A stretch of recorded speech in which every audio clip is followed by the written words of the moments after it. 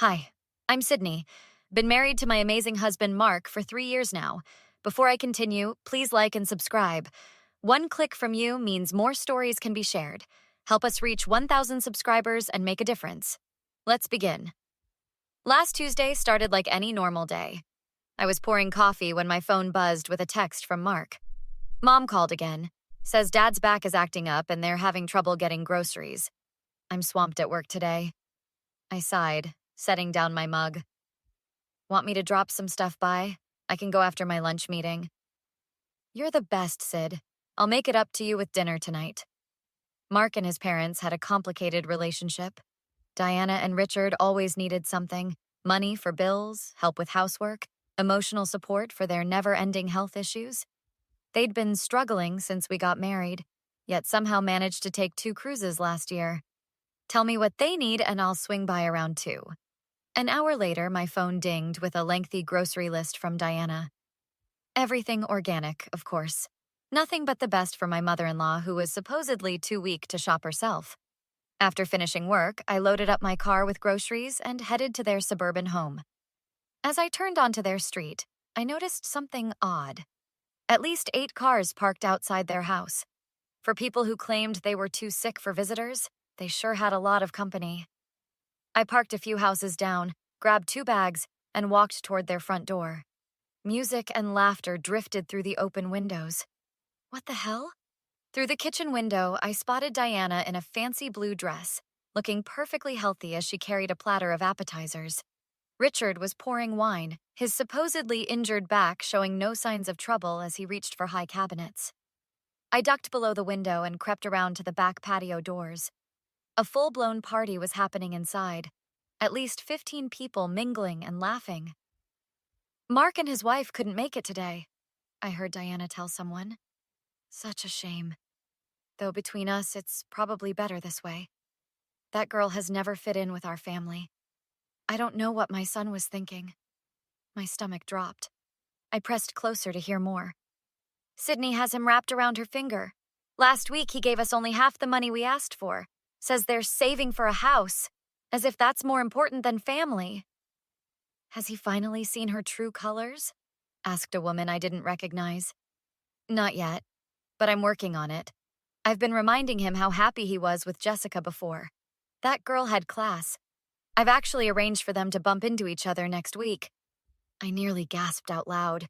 My hands shook as I clutched the grocery bags. The way she's isolating him from us, it's criminal, Diana continued. But don't worry, we'll get our boy back. I backed away slowly, rage building inside me. 3 years of strange comments, backhanded compliments, and emergency requests suddenly made perfect sense. I returned to my car, placed the groceries in the trunk, and sat gripping the steering wheel. They wouldn't get away with this. Not anymore. It was time to show Mark exactly who his parents really were. I drove home in a daze, my mind racing with everything I'd just witnessed. When Mark came home that night, I bit my tongue. I needed evidence before confronting anyone. Hey babe, how'd it go with my parents today? Oh, the usual. Your mom says thanks for the groceries. How was work? Exhausting. Did my dad's back seem any better? I forced a smile. Hard to tell. They were resting when I dropped everything off. The next morning, I waited until Mark left for work before diving into our financial records. 6 months of bank statements spread across our dining table told a disturbing story. Oh my God. Nearly $12,000 transferred to Diana and Richard over the past year. Small amounts at first, $200 here, $350 there, gradually increasing to thousands, each labeled as loan to parents or helping with medical bills. I called my best friend Alex. They're bleeding him dry, Alex.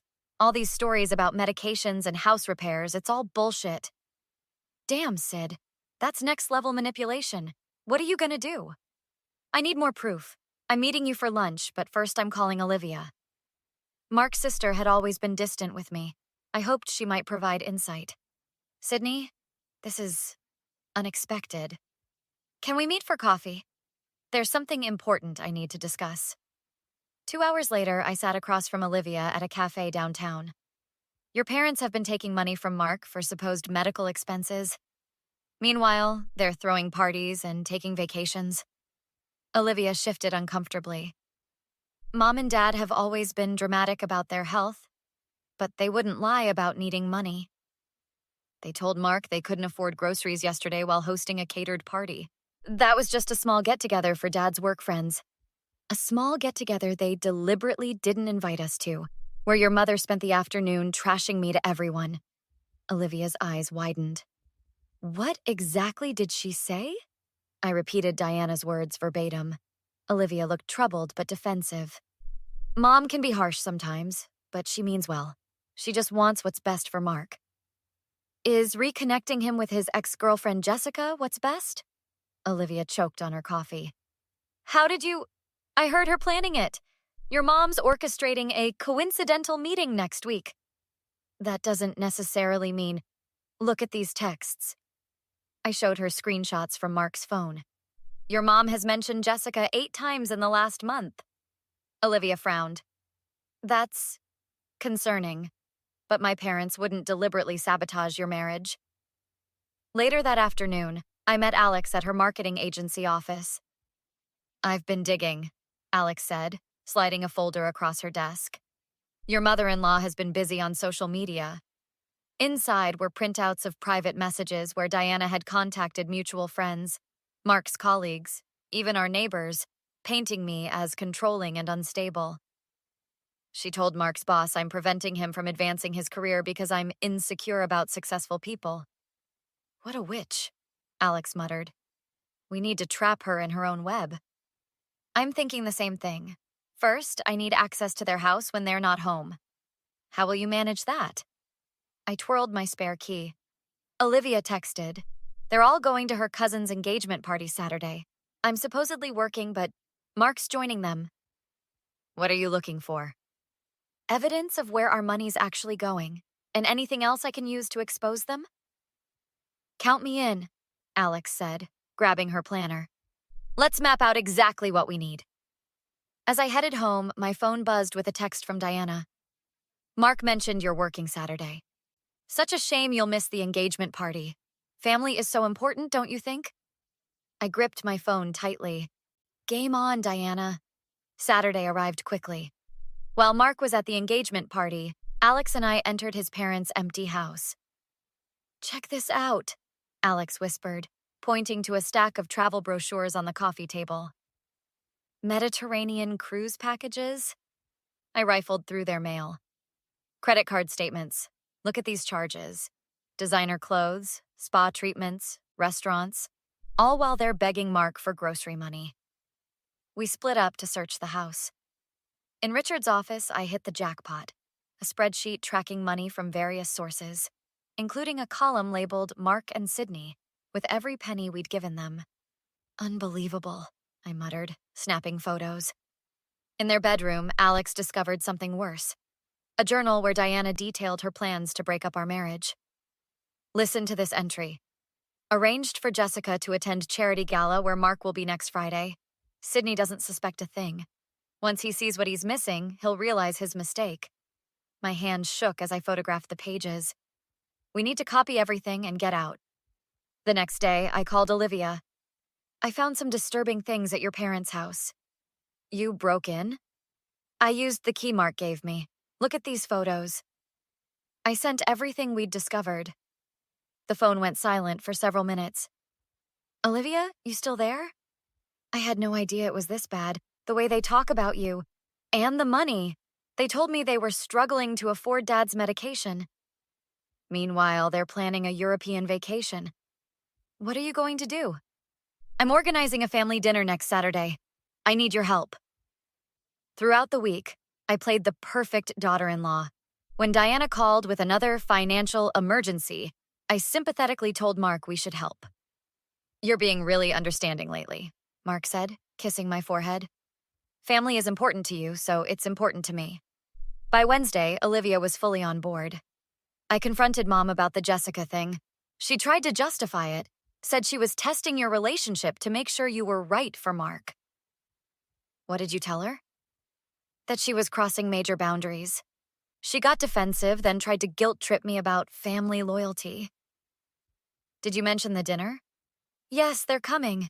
Dad seems excited about the family reunion, as he called it. Alex helped me set up recording devices around the dining room. You sure about this, Sid? It's going to get ugly. They've been trying to destroy my marriage for 3 years. It's time. Saturday evening arrived. I'd prepared Diana's favorite meal, an expensive roast she'd once mentioned I could never afford. Mark sensed the tension as his parents arrived. Everything okay, babe? You seem on edge. Just want everything to be perfect. Olivia arrived with a folder of evidence we'd compiled. Ready? More than ready. Dinner started pleasantly enough. Diana complimented the food with surprise in her voice. This is actually quite good, Sydney.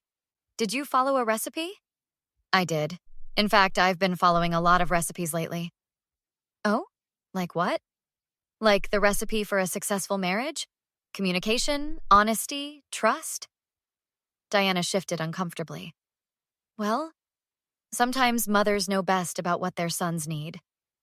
Funny you should mention that. Mark, did you know your mother arranged for you to accidentally bump into Jessica at Friday's charity gala? Mark's fork clattered against his plate.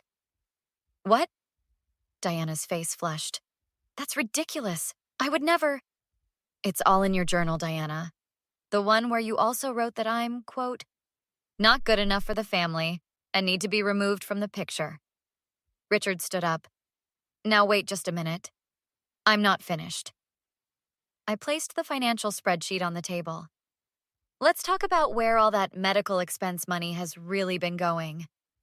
The color drained from Richard's face as he examined the spreadsheet. Mark leaned over, his expression hardening. $12,000? What about Dad's back treatments? Mom's medication? Diana laughed nervously. Darling, this is a misunderstanding. Is this a misunderstanding too? I projected their credit card statements onto the wall. Mediterranean cruises? Designer shopping sprees? Mark's voice shook. You said you couldn't afford groceries.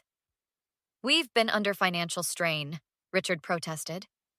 The only strain was deciding between Santorini and Mykonos, Olivia said, sliding their travel itinerary across the table. Diana stood, pointing at me. You snake! You went through our private things? I'm the woman watching her husband work overtime while you plot to destroy our marriage. I played the recording from their party. Diana's voice filled the room. That girl has never fit in with our family. Mark pushed his chair back. Mom, is that really how you feel? She's manipulating you, turning you against your own family. I pulled out Diana's journal. Page 42. Tried again to make Mark see how Sydney is ruining his potential. Diana lunged across the table, grabbing a knife. You'll regret this. I'll destroy you like the pathetic gold digger you are. Mark jumped between us. Mom, have you lost your mind? I calmly took out my phone. That's assault with a deadly weapon. I've been recording everything. Should I call the police now or later? Diana collapsed, sobbing dramatically. After everything we've done for you. By everything, do you mean spreading rumors to Mark's boss? I projected screenshots of her messages to his workplace. 2 weeks later, Richard's business partners had pulled out of deals after seeing the evidence. 3 clients canceled contracts. Mark and I sat with Olivia at our favorite coffee shop. Dad called again, Olivia said. They're selling the house. Can't afford it anymore. Have they apologized? I asked. Olivia shook her head. Mom still claims she was protecting the family. They want to meet with you. Mark squeezed my hand. Not happening. We'd received a tearful voicemail from Diana. We made some mistakes, but we're still family. Please don't throw away years of love over a misunderstanding. Mark deleted it without responding. Later that night, as we curled up on the couch, Mark kissed my forehead. I'm sorry I didn't see it sooner. You wanted to believe the best about them. That's not a flaw. That house we've been saving for? Let's start looking next weekend. Far away from your parents? As far as possible. When Diana showed up unannounced the following week, tears streaming down her face, Mark simply closed the door. But I'm your mother, she wailed. Not anymore, he whispered, turning back to me. Family is what we choose. and I choose us. What would you have done if you were Mark? Would you have completely cut ties with your parents as he did? Or would you have given them another chance after they apologized? The line between toxic family members and forgivable mistakes can be controversial. Where do you draw yours? Share your thoughts in the comments below. If you enjoyed this revenge story, please hit that like button and subscribe to our channel for more real-life dramas. Your support helps us bring more stories like Sydney's to light. Thanks for watching.